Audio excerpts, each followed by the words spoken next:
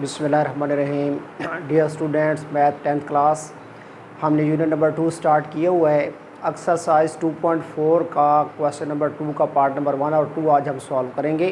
Question हमारे पास है, वो कहता है जी 1/अल्फ़ा प्लस 1/बीटा फाइंड आउट करें और alpha square beta square find out करें। अगर हमारे पास 4x² - 5x + 6 = 0 इक्वेशन हो और इस इक्वेशन के रूट्स अल्फ़ा और बीटा हों, यानी हम ये जो हमें गिवन इक्वेशन है इस इक्वेशन में से सम और product of the roots find out कर लेंगे।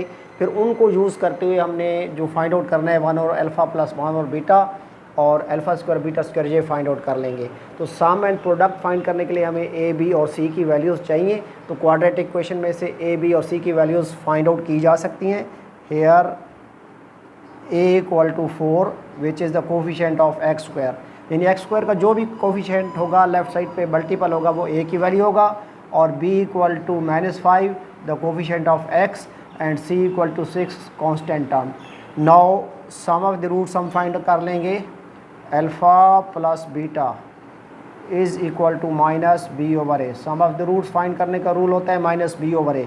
अब हमने यहाँ पे वैल्यू पुट कर देनी है। -b की वैल्यू -5 है तो माइनस इंटू -5 और a की वैल्यू हमारे पास 4 है, यहाँ पुट कर देंगे तो ये हमारे पास बन जाएगा जी माइनस प्लस 5/4। अगर ब्रैकेट से पहले वाला साइन यानी प्रीसीडिंग साइन माइनस का हो तो ब्रैकेट के अंदर जितनी भी टर्म्स होती हैं उनके साइन चेंज हो जाते हैं। तो ये बन जाएगा माइनस प्लस।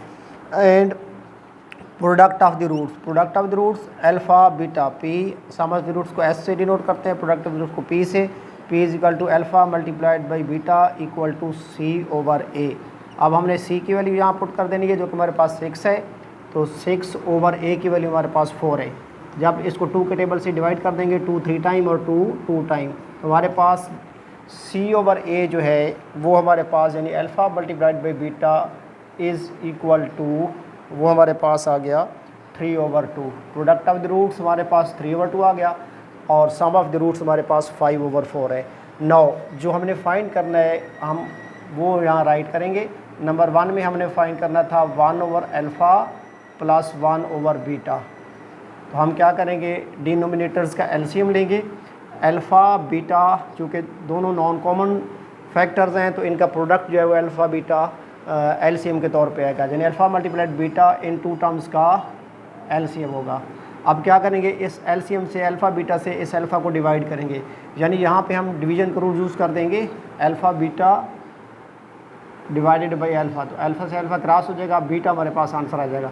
तो बीटा को इस 1 से मल्टीप्लाई करेंगे तो बीटा 1 टाइम बीटा प्लस फिर क्या करेंगे अल्फ़ा बीटा को किससे डिवाइड करेंगे, alpha beta divided by beta second term के डिनोमिनेटर से। तो बीटा से बीटा कैंसिल हो जाएगा, अल्फ़ा यहाँ पे हमारे पास आंसर आ जाएगा। अब हम क्या करेंगे, अल्फ़ा प्लस बीटा को रीअरेंज कर देंगे। अल्फ़ा पहले लिख लेंगे, बीटा बाद में लिख लेंगे। बीटा प्लस अल्फ़ा हो जाएगा alpha plus beta over alpha beta. अब वो जो हमने वैल्यूज़ फाइंड आउट की थी हमने वहाँ पुट कर देनी है। तो अल्फ़ा प्लस बीटा की वैल्यू थी 5/4, तो यहाँ पे हम पुट कर देंगे 5/4 अल्फ़ा प्लस बीटा की जगह पे ओवर, और यहाँ पे इक्वल टू का साइन पुट करेंगे। अल्फ़ा बीटा हमारे पास आया था 3/2, ये यहाँ पे पुट कर देंगे। अब ये चूँकि डिवीज़न का साइन है तो इसको मल्टीप्लिकेशन में चेंज कर देंगे। साइन ऑफ डिवीज़न को जब भी साइन ऑफ मल्टीप्लिकेशन में चेंज करते हैं तो नेक्स्ट टर्म जो होती है डिवीज़न के साइन के बाद वाली टर्म उसका रेसिप्रोकल ले लेते हैं, उसको उल्टा देते हैं। तो ये हो जाएगा 2/3। तो 2 1 टाइम 2 2 2 टाइम 4, हमारे पास आंसर आ गया जी 5 1 टाइम 5/3 2 टाइम 6। तो हमने पार्ट नंबर 1 सॉल्व कर लिया। अब हमने फाइंड कर लिया 1/अल्फ़ा प्लस 1/बीटा। तो पार्ट नंबर 2 में हमने क्या फाइंड करना था, अल्फ़ा स्क्वायर बीटा स्क्वायर। अब हमने क्या करना है, अल्फ़ा स्क्वायर बीटा स्क्वायर का सिमेट्रिक फंक्शन बनाएंगे। तो याद रखिएगा डियर स्टूडेंट्स, रूल के मुताबिक अगर बेसिस डिफरेंट हों लेकिन एक्सपोनेंट सेम हों तो उनको एक ही बेस में राइट कर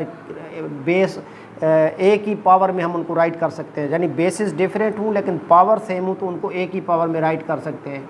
यानी ये लिख लेंगे अल्फ़ा बीटा होल स्क्वायर, क्योंकि यहाँ हमारे पास था अल्फ़ा स्क्वायर बीटा स्क्वायर दोनों की पावर 2 है, सेम है। तो अब क्या करेंगे, होल पावर बना लेंगे। और अल्फ़ा बीटा हमारे पास वैल्यू कितनी थी अल्फ़ा बीटा की 3/2, तो यहाँ हम पुट कर देंगे 3/2। तो 3/2 का होल स्क्वायर आ जाएगा।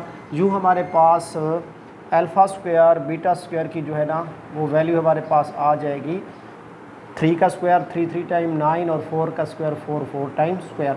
यानी हमने यहाँ बेसिकली सिमेट्रिक फंक्शंस बना के हमने अपने क्वेश्चन को जो है वो सॉल्व करना है। अलबत्ता सम और प्रोडक्ट का रूल जो है वो हम यूज़ करेंगे। तो डियर स्टूडेंट्स, आज का हमारा क्वेश्चन कंप्लीट हो गया। दुआ में याद रखिएगा। अल्लाह हाफिज़।